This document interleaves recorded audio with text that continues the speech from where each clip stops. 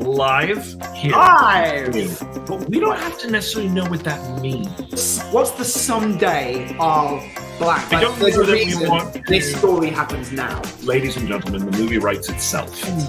Ooh. I'm still streaming. How do I stop streaming? No! Yo, Benjamin Lustig. Hello.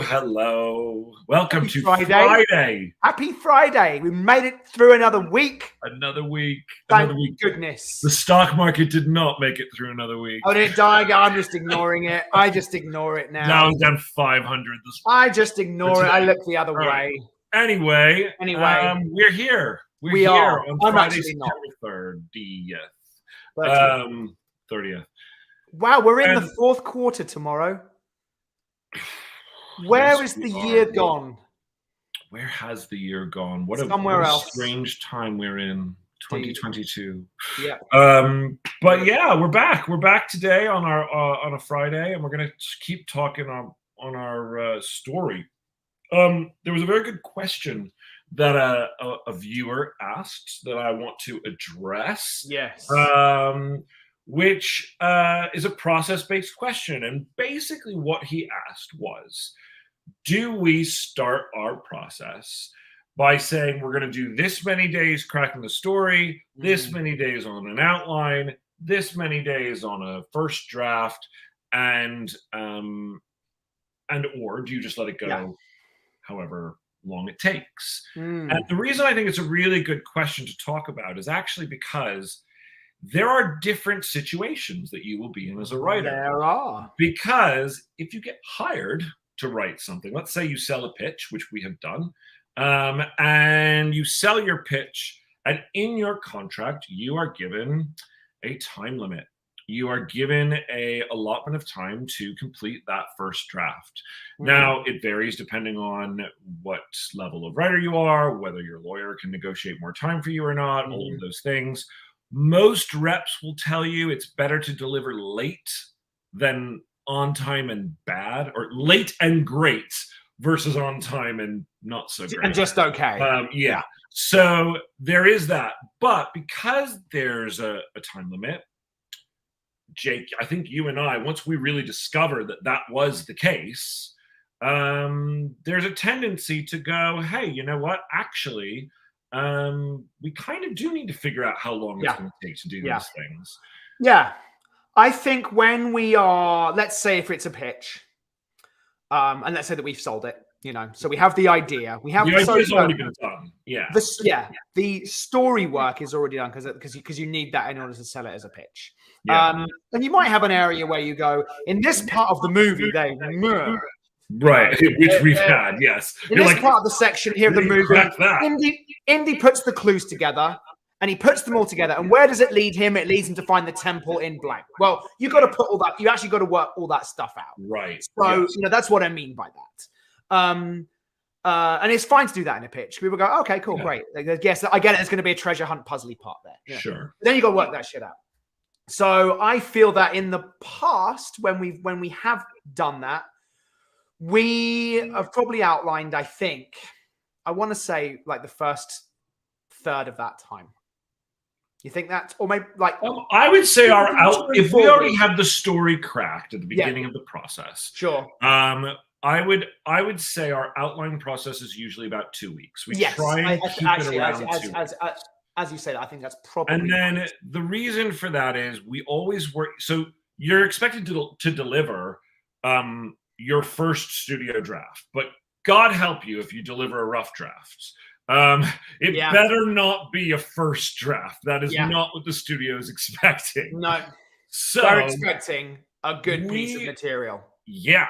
And we structure in not just one draft, but we actually structure in a first draft for us, a rewrite for us, sending it to our producers that are on the project, getting notes back from them, and doing a free pass for them. Because even though people complain about free producer passes, you shouldn't, because it's just hard. And you're already getting paid, and you're getting paid for that amount of time. And that's it. And that's my argument for what the WGA. And here's the thing: rightly, They are trying to protect their members from doing free work.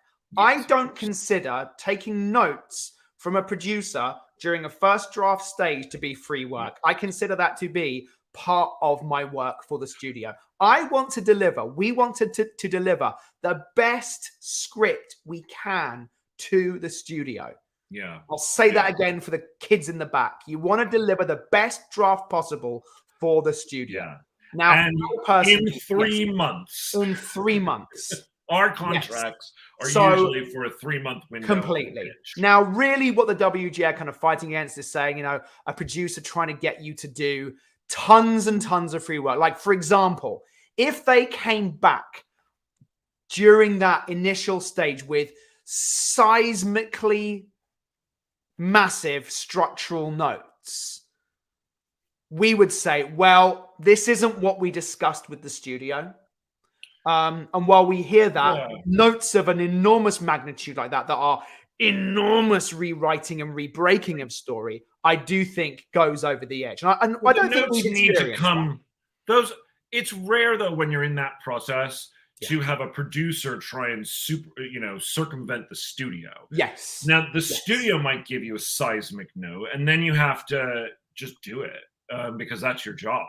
Totally. But here's the thing. They're not allowed to come back to you on that first draft with a seismic note. So we skipped a stage. We did. And the main stage is you sell your pitch and then you have a creative meeting. And that creative meeting is whereby you, the studio, the producers, and any other attachments you may have, maybe a director, will talk about any notes that they may have had on the pitch, as well as what the plan is for the script. They're going to want to hear a little bit more than what you had when you came in with the pitch, and then to kind of hash out any issues so that you are going off to write a script with some direction from the studio.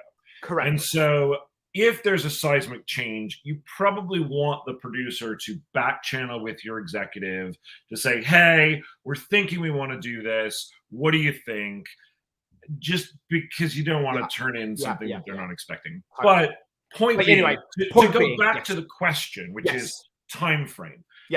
So for us, it would be 3 months, and we would probably take the first 2 weeks to do an outline. We would set aside, I would say, the next month to do our first draft. We would try and do a rewrite in another 2 weeks. Now we're at 2 months. And then we would give it to our producers. And hopefully they will read it and quickly. come back with notes quickly. That is usually, we hope, although it doesn't always happen, we hope that will happen in 1 week. So you kind of have like a 1 week break where you can breathe. And then you have 2 to 3 weeks. We'd like to deliver early if possible. And we also might send that draft to our manager as well. We also might get notes back from him too. And then you have about 2 weeks or so to do that polish, rewrite, whatever it is that they're coming back with feedback before then you deliver to the studio. So then at the end of the day. So this first delivered draft has been through our initial draft, our rewrite, and then a round of notes from the producer. Essentially. And again, the way that me and Ben work is that even our first drafts aren't even first drafts. Again, let's think about the process. You guys will see that. We'll get to that. Completely. So, we have talked for hours. We've come up with this thing. We then outline, and you'll see us, soon, hopefully, actually start to outline. We create this document together. Say again? Today, hopefully. Maybe we'll start that today. I was thinking today, in fact, I put it in the title. I was thinking today might be a good day just to start that outline. Yeah, sure. That sounds great. And then the way that we do it is we talk through that outline in the morning. Ben will take scenes 1, 2, and 3, however much we think we can do in the morning. I'll take scenes 4 and 5 if that's what I can do that day. We, having talked them through, write them individually. So Ben will write his sections. I write my sections. Then when we're both finished and ready, we text each other. We send them over to each other. Ben has carte blanche to rewrite any and all words I've put on the page. And likewise, I with him. Again, there shouldn't be major surprises because we've talked it through, we've outlined together, etc. But it might be like, I wanted to tweak that line of dialogue or just clean some things up, whatever it is. And if there's we get anything back big, to we've communicated with each other before we've done Yes. it. I mean, like Totally. there are many of times where we will get on the phone with each other during that process and go, "Hey, I'm in this scene. Here's my issue. What do you think?" Yeah. And there's no reason to not just take the time to talk that through before Absolutely before right. writing it. Absolutely. Here's just to continue, just to follow back on this question. If it's not a pitch and it is an original that we are speccing, Yes. there's two things. One, I don't think we ever give ourselves a time limit on cracking an idea. Yes. It's the most important part of the process. If you don't love your idea, you're going to fumble through the entire rest of what you're doing. And so while we like to come up with ideas quickly, we won't start outlining until we feel we're ready. Yeah. And so that sometimes will take 2 days and sometimes it'll take 2 weeks. In this case, I actually feel like we're about ready. So I do too. 13 hours. And it's interesting. I've got that, there's a moment we start to feel like angsty. Yeah. And I think that's well, I want we to get to the next through the part. characters, we know the arcs and the themes and the major beats, and that's what you need before you start an outline. So, I think that once you get past that cracking an idea, we like to give ourselves deadlines. Yes. It feels good. In fact, we have a calendar that we share, and we will put those goal dates in that calendar. Absolutely. We will say, in fact, today, if we start our outline today, we will say, we want this outline done by this date. Yeah. And it doesn't always happen. It doesn't always happen, but I would say most of the time it does. Most of the time it does. And I think the reason it's really good to do that is because one day we all will be working for an employer and we will be on deadlines. And I think even with your spec material, it's an opportunity to continue to get better and better and better at meeting those deadlines. Particularly if you want to write in television, I'll say.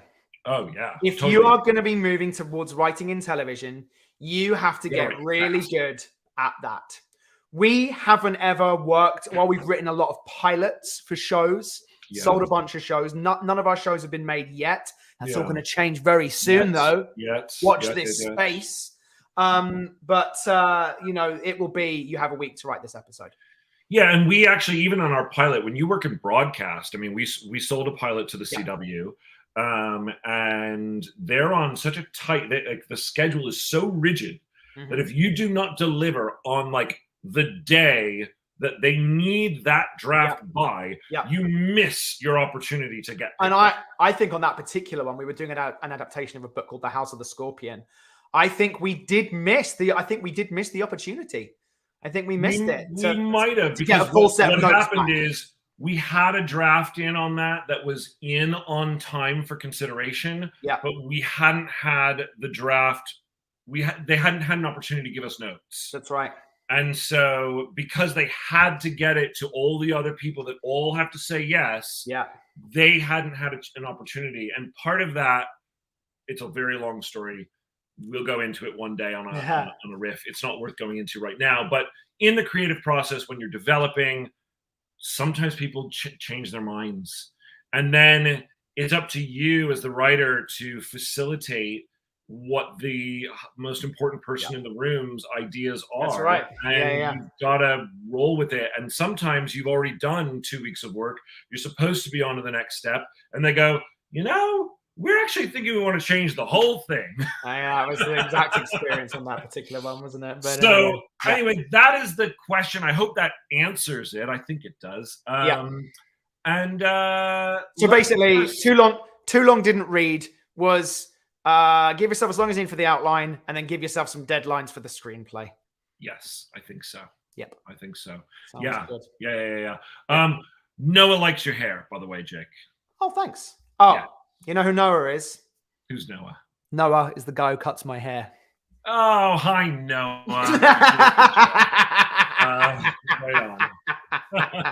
Right on. Great job, dude. Appreciate it. Appreciate it. I was talking about our podcast. So I'm just going to, rather than doing a full recap today, let's just say for all those watching that for the last 13 episodes, we're on episode, 13. We're on today's episode 14. 14, right. Yeah. Today's episode 4. So for the last 13 episodes, Jake and I went through the process of figuring out what the fuck we wanted to write, because we had no idea what we wanted to write. Going back and forth on that idea, figuring, oh, maybe it's this, maybe it's that, maybe it's this, maybe it's that, and landing eventually on an idea, doing some research, watching movies, starting to dig into character work, background, and everything else. And then what happened? Well, through that process, the idea changed again. And we were like, you know what? Actually, maybe this would be better if we added in a third character. And so we went in, we talked through that third character. We've talked through all the different things in terms of budgeting and things that we want to do. And we are now at that place whereby it might be time to start outlining. Yeah. And, you know, this is the moment where you go, okay, we've done, it's really easy to talk. It's really easy to talk. Really easy. And then comes the moment when you go, okay, I'm going to have to start putting this down into some kind of document. And it's going to be bad. And it's so, and again, I wrote this thing a little while ago, like, you know, it's okay for this to suck, you know, and I just think it's so important that you just let go of this idea of any state of perfection. Things can be bad. They're going to be bad for a while. This stage right now, the outline stage, is the best place to suck. Yeah. If you're going to suck anywhere, completely. Right now is the place to suck. Can I say suck even more? I'm going to keep saying suck. Keep saying it, suck. I don't know why. Suck. Mega Made. There are people watching this who've never seen Spaceballs. Oh, I wonder if Noah's a young guy, he's in his early 20s. Noah, if you're still watching, have you ever seen Spaceballs? If you haven't, you're missing out. Everybody should go see Spaceballs. Everyone should go watch Spaceballs. Because if you don't know what the Schwartz is, you just don't know what the Schwartz is. You just don't know.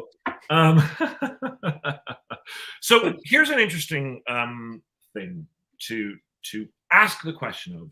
Recently, oh, you're welcome, PT. PT said thanks for the great answer for his question. So here's the thing. In recent years, we have done pitches that then we have taken the pitch and we have turned that pitch into an outline, and then that outline into a script. And what was really nice about that was that the pitch was so fleshed out and detailed that we actually were able to do the outline really fast. Yeah, the outline really fast. We wrote the script really fast. And we wrote the script really fast because the pitch was just so rich. And it was actually our agent's suggestion. Why did we do that? Our agent's suggestion. So he said to us, he asked us the question. He said it because we were going to write it, and he said, well, maybe we want to pitch it first. And we said, okay, but that's a whole lot of extra work. And he said, well, let me ask you a question. Before you go away and write it, don't you have to crack the story? I said, yeah, we do. And he's like, and so what you come up with in a pitch, isn't that the same thing that you have to come up with to write the script? I said, yeah, it is. He said, so why not write the pitch first? And if we decide that it's not pitchable for whatever reason, or sellable as a pitch, you already have everything you already needed to crack. Completely. And that was a really interesting kind of view. I don't know that it applies to everything because, yes, you are coming up with the same ideas, but you're putting it in a different format. Yes. And why not, if you have no intention on pitching something, which we are not going to be pitching this script, we are going to be writing this script. We've already determined that. That's the whole title of our podcast. It's not Ben and Jake pitch a movie. That's the sequel. This is Ben and Jake write a movie. That would be interesting, wouldn't it? Afterwards, to construct a pitch live. But again, and it's where people are at in their careers. Now, to be clear, we could pitch this movie We are Yes. gratefully and very humbly thankful that we're at a stage of our careers when we can sell pitches. And as Ben was talking about earlier, we have sold multiple pitches. To be clear, a pitch is where you have not written the script yet and you give a verbal presentation around 20 to 25 minutes in length to someone who can buy a movie and pay you to write it. And to be clear, that's great. Getting paid to write, yay, bonus. That's awesome. Great. And also, something else happens with that too. Hollywood likes reading scripts. They like reading scripts. And so when you have a script on sale, that script gets sent out to lots of places. And lots of places are reading your work. And all of a sudden it's like, oh, great. These fucking dudes can really write. And your name comes up again. Yeah. You know, whereas you might sell a pitch to one place and no one else ever gets to see that script. Yeah. You know, we've sold three things to Sony that were pitches, 4 things to Sony. No one else is ever going to see those scripts because one of them maybe. One of them maybe. Yeah. So, you know, but anyway, but to be clear, I think at the moment where we want to have another piece of material out in the marketplace that people read and go, oh, cool, this is pretty fucking fun. Yeah, Jake and Ben. And just it serves as, I'll add one more thing. Yeah. A really good calling card. Because that script might not sell for a myriad of reasons, but someone has read you again recently.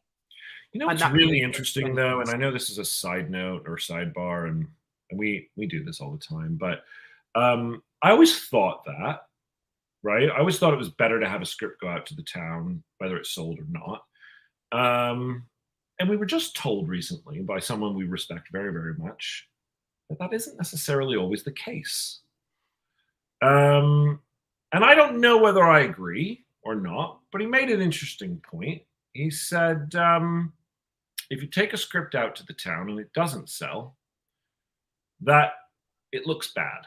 But somehow it's like, instead of batting 1,000, you're now batting whatever the baseball analogy is, because I don't know baseball. You're batting less. And that it's interesting. I'm not sure I 100% agree. That's what I'm saying. I don't know, but it was an interesting perspective. It was an interesting perspective. And because I know that this person's perspective is very deeply rooted in the industry. And I understand it to a certain degree. And I would understand it like if you were taking a script out every month that didn't sell, or taking a script out that just wasn't really good enough. Sure. You know, I think what's difficult, perhaps, is, and this is what the conversation went to, is that Hollywood is a town about perception, and perception of success attracts success. Yes. And so, if you're the guys or girls or girl or guy or whatever, who everything you take out sells, then finding a producer for your next project or finding a star for your next project is going to be a lot easier, because your reps are going to be able to go, dude, they just sold 3 things last year.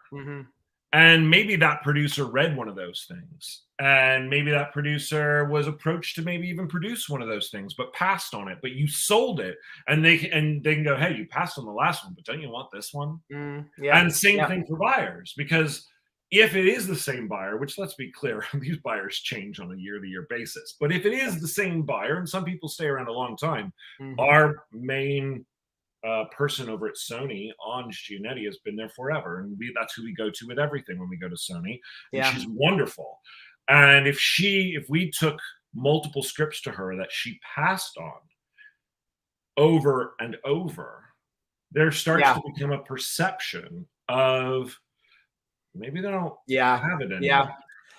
I hear it, you know, and it is a little sidebar, but you know, we are gonna write this script. We're gonna have it be again. It's easier to attach talent to a script.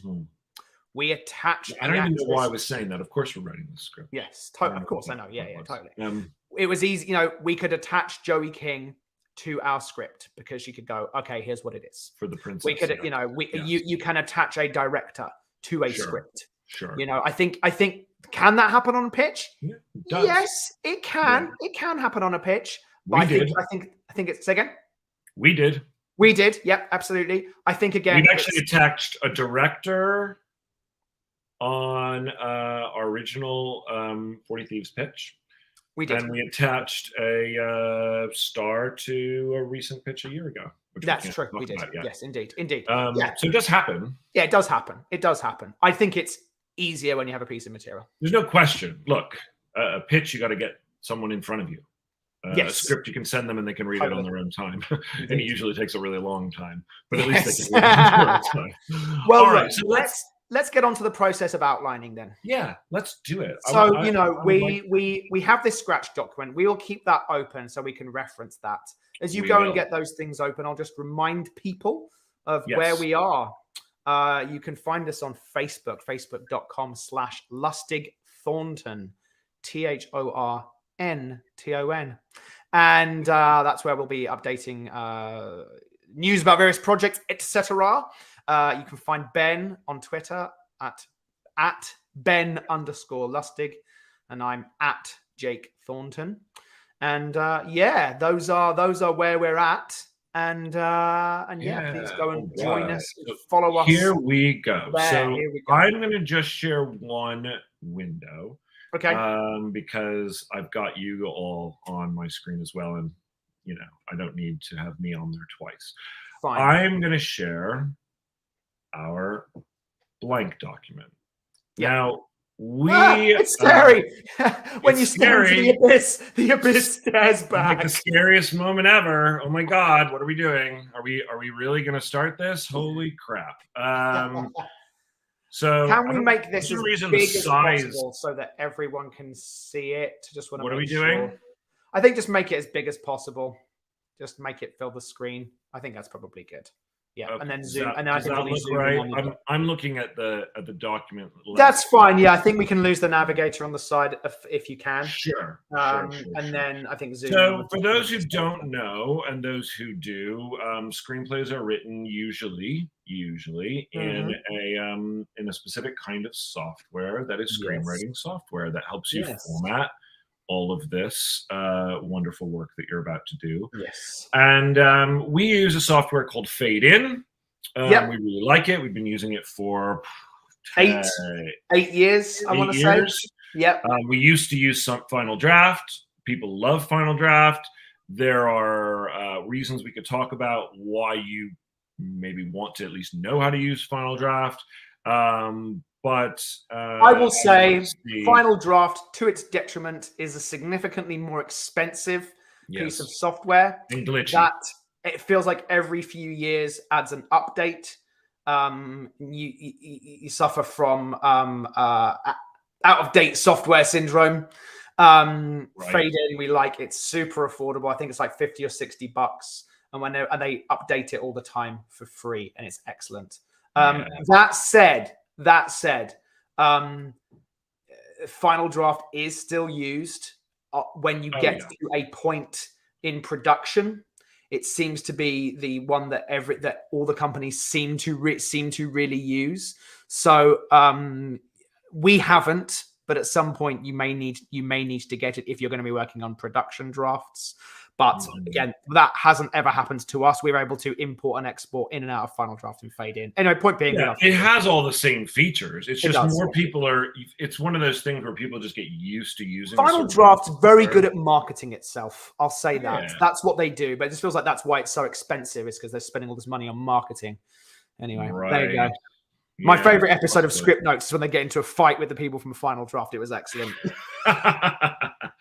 All right. So one of the first things we do is we're one of these people who every day that we work, we save a new document. Yes. And there's multiple reasons we do this.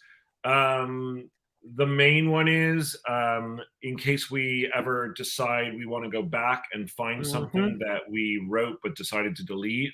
We have every single day's work saved. And frequently we will go back to, we're like, oh, let's pull that scene from that old draft. Yep. And that happens all the time. Yeah, it does absolutely happen. Let's go back and pull that from the old draft. So new one of these every day. We save it We save it in a place that we use a Google Drive. We have a shared Google Drive, so it's backed up on that. So that's the way that we do that. So I'm just going to save this as podcast outline 9/30/22 because we don't have a title yet, which it's funny because usually we actually would have a title by this point. For some reason, the title just has not come to us this round. Yep. Not really sure why, but we'll come up with a really good one. Titles are these weird things that, I mean, with Winter's Night, we didn't even have a title until the day about before. a week before. Yeah, I know. I I want to pause for a second because there's something that we talked about the other day that I don't think we've resolved yet. Sure. And it's about, are we going to the Holy Land in this movie or not? What's the end? What's the end goal? What's the end place? We had discussed both versions. And the other day you said, oh, maybe we don't. And I'm just still going, I don't know if we do or not, just going to bring that up because I think that's, Yeah, I mean, broadly speaking, again, I think what we know is that she's going to get captured, taken to the place whereby they're going to try and, as we discussed, trick her potentially through hallucinations or whatever in order to perform this final act of devilry. Yes. And then for her to ascend. There isn't a reason for me to do that in any sort of specific place other than a place that is well guarded, whereby they can defend themselves against anyone who would want to stop it. It doesn't seem like it is a ritual that requires to be done by a certain time or a specific magical location.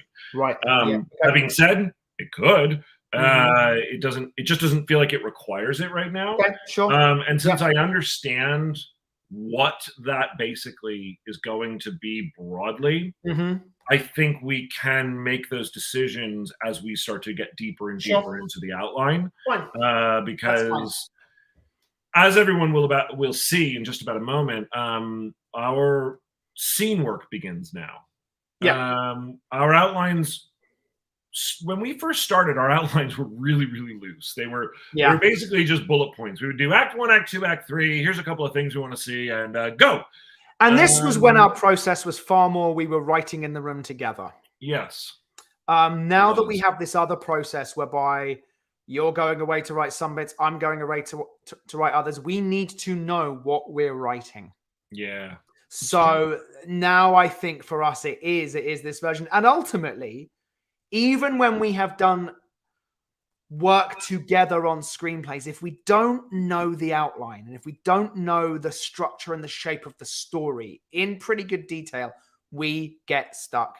We've done things whereby we've only outlined Act 1 and then gone, oh, well, we're so eager to write screenplay pages. And then when we get to our second act after that first big movement, we go, I know. And we've Act done 2 that. is hard. Act 2 is hard. Yeah. And I will also say, like, we've had moments where we're like, God, I wish we had outlined this better. Absolutely right. Because we end up having to go all the way back and delete entire sequences because when we finally solve the problem that needs to be solved, we realize that none of the other stuff works anymore.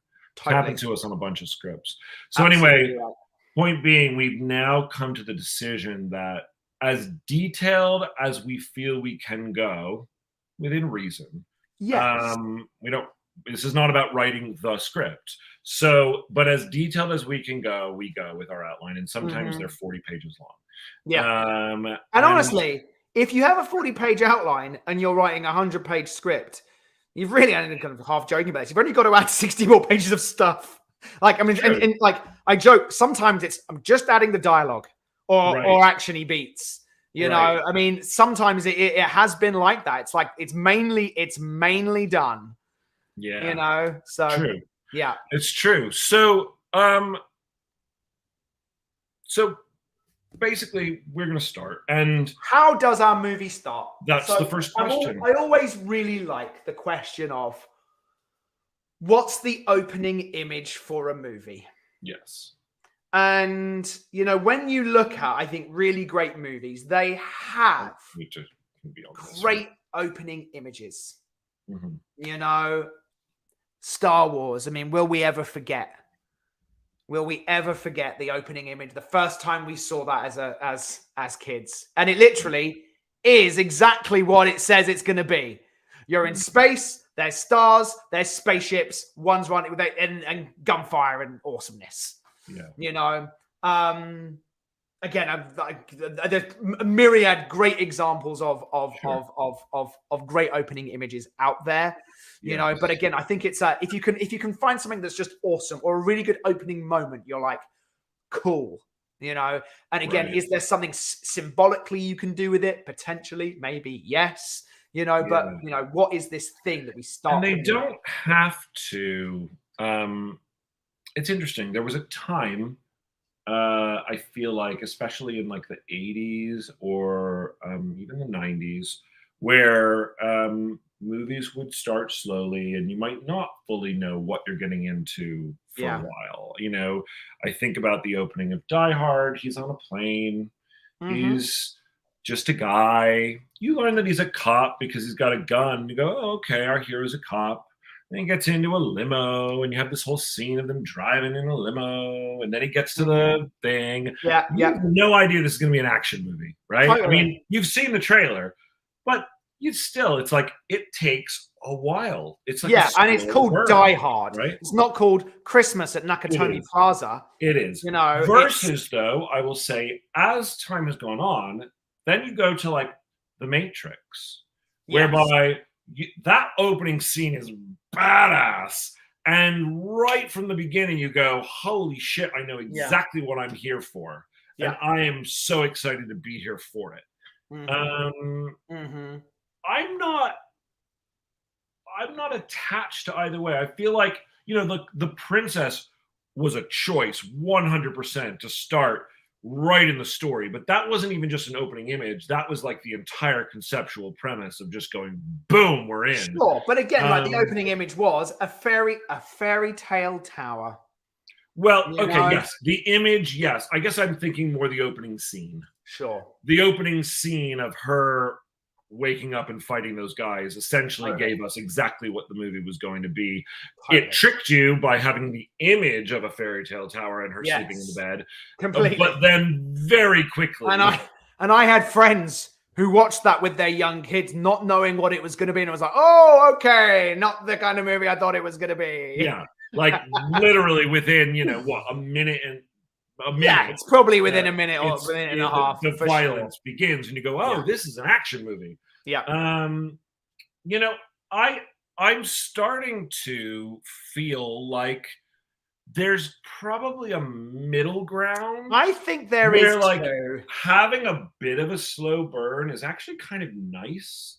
Yeah, I don't mind. I feel like as long as there is, and it's this thing, isn't it? And again, I think about where we're at with the age of streaming, and I'll add the age of YouTube, which we are on right now, whereby people, you know, when you're at home streaming, if you don't get someone's attention pretty quickly within the first 10 minutes, 5 or 10 minutes, it's like we have a 15-minute rule in our house. Right, we're not into it in 15 minutes. We turn it off. Absolutely. Not worth it. You've got to find something. Now, again, you know, I think of the way that John Wick opens. John Wick opens, you know, at the end. Yeah. And car crashes into this side of the warehouse. He gets out. He's all fucked up, looks at his phone, and then we go to the past. You know, it's the 3 months earlier. Yeah, that first scene, which is a very short scene, but it is a scene. Absolutely. That first scene says, this is a movie where Keanu's going to get fucked up. Totally. And honestly, again, I love Derek. He's our dear friend. Nobody does exactly the same thing. How does nobody start? You are there with Bob Odenkirk in the police thing. He opens up his hand. Right, with the cigarette. He opens the cigarette and it's like, who are you? Boom, nobody. 3 months earlier. Or whatever it is, 2 months earlier. You know, so, and that has become a kind of laughable trope. I know that on Script Notes, they used to call it the Stewart special. Look, if it works, like I love both of those versions, but I loved John Wick and I loved Nobody. And I think that people can say that, oh, something is cliche, but then it works amazingly and the movies do well. And absolutely. And again, I mean, but ultimately it's the question of, how are you grabbing the attention of the audience Yes. early on to make them stick with this story? Sure. And if it's going to be an action movie, I think today, what are you giving them in the first few minutes in some form, some way, that kind of thing? You know, Well, Indiana Jones is honestly a great example. Like the opening of Indiana Jones, like that story, other than the introduction of Belloc, which is important, it is nothing to tied do with the movie. rest of the movie. Yeah, but his competition with that character is tied to it, and it establishes obviously who he is. It's a character, of course. But it's not plot related. Correct. Yeah. So my first instinct about an opening scene would be linearly starting in the past and seeing either our demon or our demon hunter doing the thing that ultimately causes them to retreat from their lives because they both have that exact thing that happens to them. So that would be my initial thought process. Yeah. I don't know that it needs to be entirely explained. Like if I don't think it should be. With the demon, like if we see the moment whereby she does the thing that causes the other demon to try and kill her and she has to run and that's the opening scene there. Yeah, that's cool. I quite like that. I think that's really interesting. I'm down. And I think it should be her. Yeah, I think you're right. I think it should be her. So right. So all right. So the question is now, all right, where and what? So we're gonna be with our demon. We're gonna be with our demon's crew. Are they planting a bomb somewhere? And she disables it, or sees that a bunch of people aren't going to get out in time, and so she cuts. She shuts off a cord, or she cuts a cord, making it so that the bomb doesn't work, or something like that. Like, perhaps, and like, are we again? I'm trying to think. Being budgetarily conscious too, but like, is it like 1920s New York? No, we were talking about 1920s or something else earlier, but that's in my mind. We're going, because this would be 100 years ago, potentially. Right. This is in the way past. She's been out of being a demon for a long time. Yes, it's 1920s. Yeah. And then actually it's cool because when we cut to her present day and she still looks exactly the same. Then you go, oh. You go, oh, okay, cool. Yeah. You know what also is really interesting? This is fun. I don't think we should see that they're demons. I agree. I actually think it'd be really interesting to have these 4 people, Zod and his crew, doing a job. She goes against them. They get in a fight. Zod tries to kill her. She escapes. We don't know that they're demons, but there is something off about them. Maybe they're a little stronger than the average person. They're a little stronger. They can take a bit more punishment. Maybe they can take more punches. Yeah, maybe they don't. Totally. Maybe they don't get hurt in the same way. Whatever it might be. Yeah. They get into a fight. She runs. She gets out of there. We cut to 100 years later, and it's her. And then your audience is immediately curious. Yeah, because we're going, how does Charlize Theron look the same? I mean, I've got that question about Charlize Theron anyway. So, but she's just got a damn good skincare regime. That's all I'm saying. Right. She looks after herself. You know what's interesting? I think, so we don't have to see any sort of explosion happen. What if we're in the 1920s and we're 4 people, we're with them in an old car. Yep. And we see them pull into, like, do they have parking garages in the 1920s? I don't know. I don't know either. We see them pull into somewhere and they get out. We get a feel for their kind of thing between them. Yep. And they open the trunk and we see that they've got like dynamite. Like classic style dynamite, right? And so they all go, and our girl is one of them. They've got their bags. They're all dressed in their 1920s gear, and they go to where they're going to plant the dynamite. Yeah. And they go and they plant the dynamite. And our girl's looking out, and okay. I'm going to add something. They get out of the car.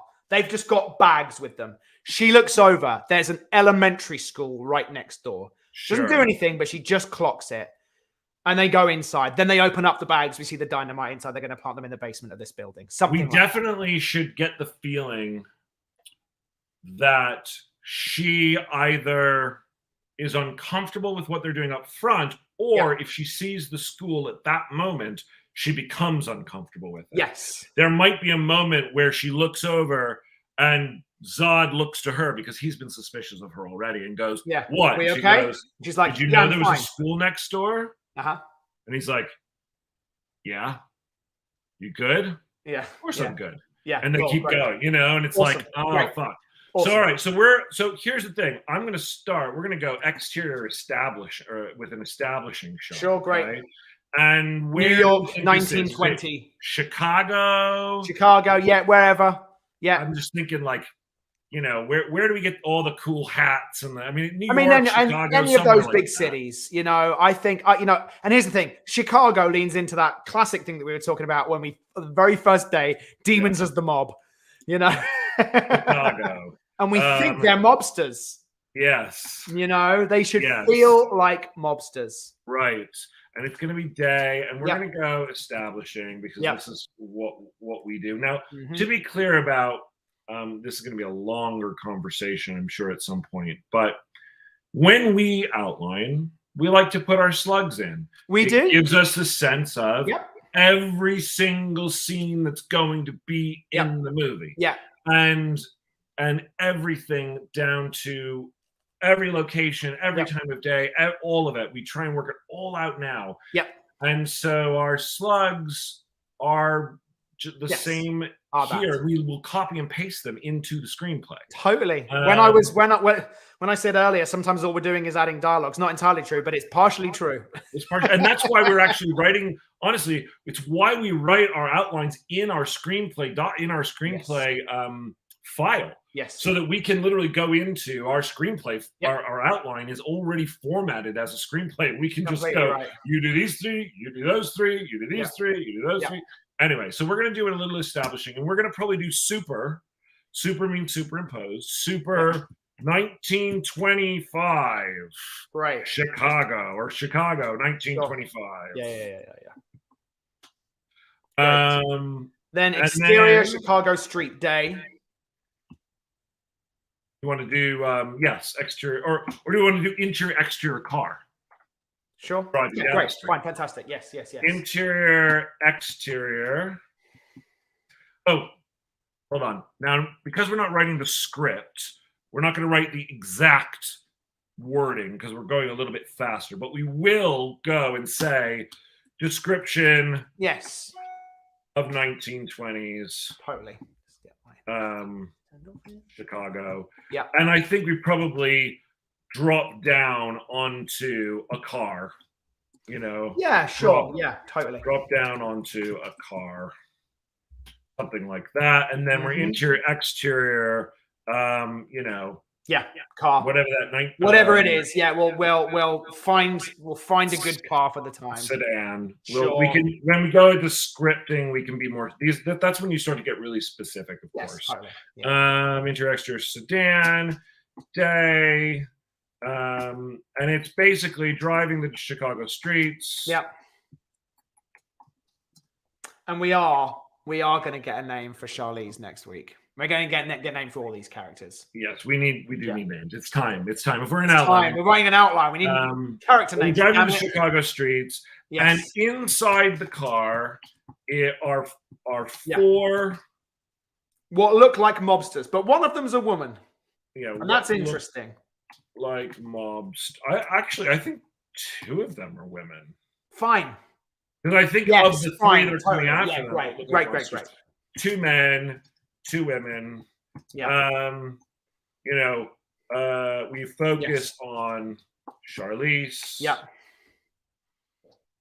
Who is our, 30s. And she's obviously our main character. Yes, totally. Yeah. In the car, we're gonna get them. They banter. It should be almost. Do they even need to be? I personally think it's more interesting if they're just silent. They're all quiet. Okay. Okay. Yeah. So they pull into. You could even have a brief moment where the John Barenthal character, Zod, in the rearview mirror, catches sight of Charlize's eyes and she looks away. We just get something there. We're going. So wait, do we think she's Yes, I guess she's already been making this change. So she seems like the oddball, the odd man out. Yeah, the odd one out, but only if you were hyperly putting it under the microscope. Paying real attention. He's not all angsty about it. She's doing this thing, but he's got his eye on her. Zod. We'll change these names, I promise. We'll change these names to protect the innocent. Zod is driving. Yeah. Looks in the rear view and catches a glimpse of her face. Yeah. Okay. So then they pull into a parking lot. Or a parking spot outside of. What are they blowing up? What are they going to be trying to blow? Just any building? What would be? No, it can't just be any building. They've got to be doing something that is going to cause a lot of pain and suffering, and they're going to do it clearly. What was a very big important building in 1920s in Chicago? You know, like what would it be if you were blowing up the World Trade Center? That'd be like the Chrysler Building, wouldn't it? Well, Chrysler Building's in New York. Not the Chrysler Building. There's another one. The skyscraper. So right now I'm just Googling. Which is our best friend. Tribune Tower. When was that built? That's the one you've seen in multiple things. 1920s buildings in Chicagology. Yeah.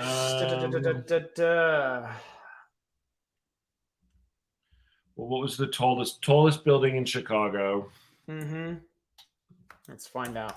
Chicago buildings, 1920s. You had a Masonic temple. The Tribune Tower, built in between 1923 and 1925. Okay, Tribune Tower it is. Why not? Yeah. So they pull in. So they pull up to the Tribune Tower. Great. The newly finished Tribune Tower. Now, do I buy that there'd be a school next door to the Tribune Tower? Probably not, but there could definitely be a group of school children visiting it inside the lobby. Sure. Maybe. Question is, where's Constantine set? Not that it matters, but I'm just at LA. Los Angeles. Yeah. LA, yeah. Same with Legion. It's almost like they felt that the City of Angels was somehow thematic to those movies. You'd think. Yeah. Put into the newly finished Tribune Tower. Yes, what are you going to say, Ben? Sorry. I was just thinking that and the Tribune Tower, I'm assuming, was just an office tower. I believe so. Let's have a little look. Tribune Tower, Wikipedia. Yeah. Tribune Tower is a neo-Gothic skyscraper. The tower was home to the Chicago Tribune. Yeah. So yeah, it's basically an office. So it's an office building. So I don't know that like a bunch of school children in the lobby makes. But it was a new building at the time. Okay. You know, it was newly finished and was the tallest building in Chicago at the time. So I believe that a group of, I mean, like my kids are going to go and look at the recycling plant as part of a school trip soon. You know, it's like what the kids on school trips do. You know? Sure. Okay. Yeah. See how it. And again, here's the thing: if we wanted to put an elementary school across the street, no one's going to be going, well, hang on a minute. Was there actually an elementary school? Let me Google that. You know, it's like, does it feel like it could be? I don't know. It should feel right. You know, it should feel like. I have an idea, but I don't know if it works in the 1920s. But if there's road work and construction and like a school bus ends up getting like stopped outside the front of the building or something like that, like it's totally unplanned. Yeah, sure. Could do. I don't know. Yeah, could do. Yeah. I don't know if that works in the 1920s or not, but Right. there would be. I think we would basically, though, we're cutting to. They pull up. Now we're going to cut to them Yes. Interior. with like in gear, essentially, like walking into the tower Yeah, with I like think so. Yeah. bags that we'll find out are filled with dynamite, right? Yes, totally. And I So think it's classic goon stuff. You know, they go to the guy at the front. They've got a bit of paper. We're here to fix the boiler, whatever it is. You know, they're going to go down to the basement. so you think they're like dressed up in disguise, or are they dressed like mobsters? Like are they in suits and like there's a conflict? Yeah, I don't know. Yeah. I'm not sure. I mean, are they pulling up in a cleaning truck?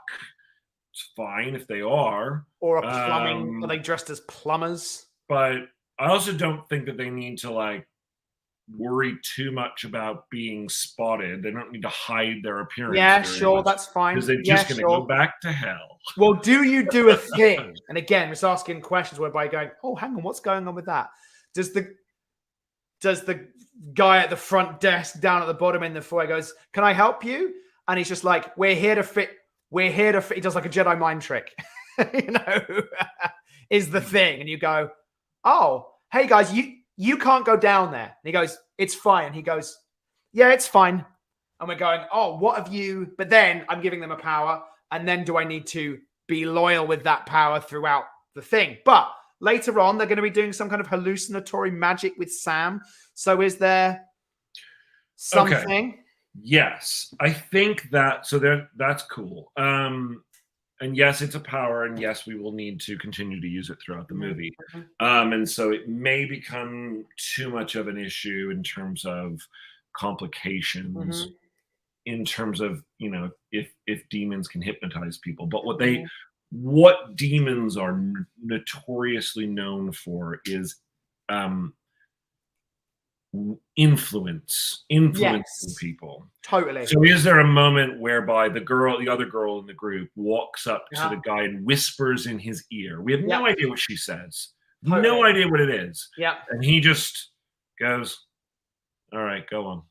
I'm reading this book at the moment by Clive Barker called Weave World. And there is this human character in it. And I'm only about a third of the way through it. I'm really enjoying it. But he's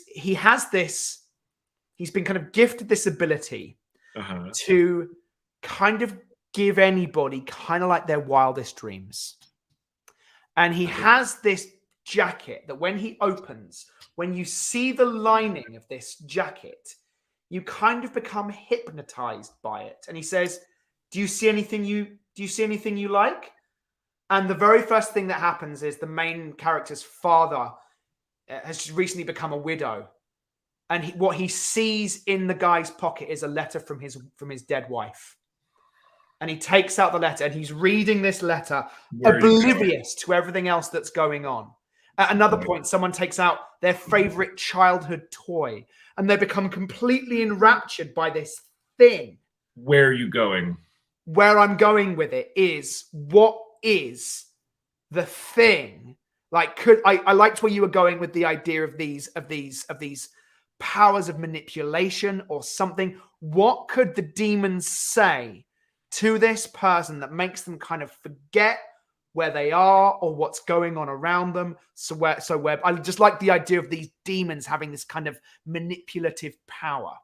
But maybe it is the version that you just pitched out to, which is, I just whisper something in your ear. It's the audience, devil on your shoulder. Whispered. Yeah. Totally. Yeah. That's the power is, I mean, she might be whispering fucking demon speak. Sure. You know? Yeah, totally. The power is I can nudge you. That's one of the things demons can do. Yeah, I can nudge you. I can just whisper in your ear and make you do something. I can't change your whole life, but I could make you jump off that building. Something. I could make you let us through this thing. Yeah. And maybe we don't know what it is. Maybe that is interesting. And I always like it. What did I just watch? I just watched Thor again with my kids. The most recent one.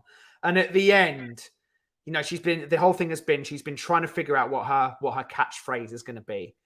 And she goes, I think I finally got it. And she whispers it to Thor, and you, the audience, never hear it, and you never know it. And you're going, oh, what did she say? What did she say in that moment? And you don't know, and you actually bring yourself to that. So maybe it is okay that we don't hear. Zod and his crew approach the front doors. One of the women whispers into the security guard's ear. They carry bags. Yeah. And, you know. And he could have any reaction to this we want. You know, he could start to cry. He could, you know. Yeah, I mean, by a security guard. Yeah, can I help you? Can I help you, kind lovely people? Security guard and demon girl. Yeah. Whispers something in his ear. Into his ear. I think maybe he just starts to break down and cry, and they just leave him to it. Maybe. But he has some kind of reaction to it and is consumed in that, I think. You know, he's not even aware they're going down into the basement. He's just oblivious to it for whatever reason. It's interesting. It's interesting. And I'm instantly intrigued by that. And I'm instantly going, who are these people? You know? Yeah, they push past him with ease. Yeah. Then we're going to go interior, Tribune Tower lobby. Now so if we're going to see the kids, I guess this is where it would be. And they could be giving a tour guide is going, this is the tallest building ever built in Chicago. Totally. So you think that first one isn't in the lobby? No. Oh, okay, it's outside. Correct. Okay. We were just in the car. I'm giving us a tracking beat for them to be in the car. Then they parked. Now they're walking in. They go in, and now they're inside.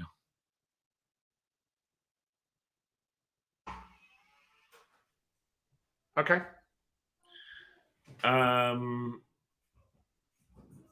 Forgive me, my kids are just coming home from school. Forgive any noise, any background noise. Well, we are at an hour. I know we are at an hour, yes. 2:45. Let's just wrap this scene up, though. Yes, the gang passed by a group of school children having a tour of it, and we'll see that there is a moment of trouble passes across her face. A moment of concern passes across her face. Yeah, Charlize. But she buries it down again before Zod can see. But tries to bury it. Zod catches it, asks her if she's okay. She brushes it off. Yeah. And they continue to the elevators. Sure. Or the stairs down to the basement. Yeah, or this. Yeah, they continue to this to a stairwell. Right. And slip inside. I love this opening. It's so funny. Had you told me last week this is how the movie opens, I'd have been like, what are you talking about? It's great. I think it's brilliant. I think it's so great. I just love making these discoveries. All right, let's keep going. Yeah, so anyway, guys, obviously we talked for quite a bit, but we did start our outline. A nice little opening going. We've done writing today. Yeah. One of the things we also like to do, and I am going to just do this real quick, is we like to make a note of what else we want to do next time. So we know that they're going to try. They have dynamite. So we can't actually see that, the note that you're making. It's only so let me see if I can just... but it's okay. Just all right. Just say what you're saying. Yeah. We know that they have dynamite. I'm just taking a quick note. You see that yellow little thing that's on there? That's my note. They have dynamite. Charlize says she can't do it. They get into a fight. Yeah. The explosion, and Zod knows it was her. They get into a fight. Charlize can take more punishment than a regular person could. Cut to 100 years later. And that's where we're headed. Yeah. Great. Great. All right. Cool, everybody. Good stuff. This was fun. This was a good thing. Jake, we are going to come back with ideas for Names. Charlize's name. Yes, and maybe some Monday. title names too. So and some title name ideas too. Yeah, that would be good. That'd be good. Good stuff. All right, dude. Thanks everybody for joining us today. Have See a you great next time. weekend. Bye-bye.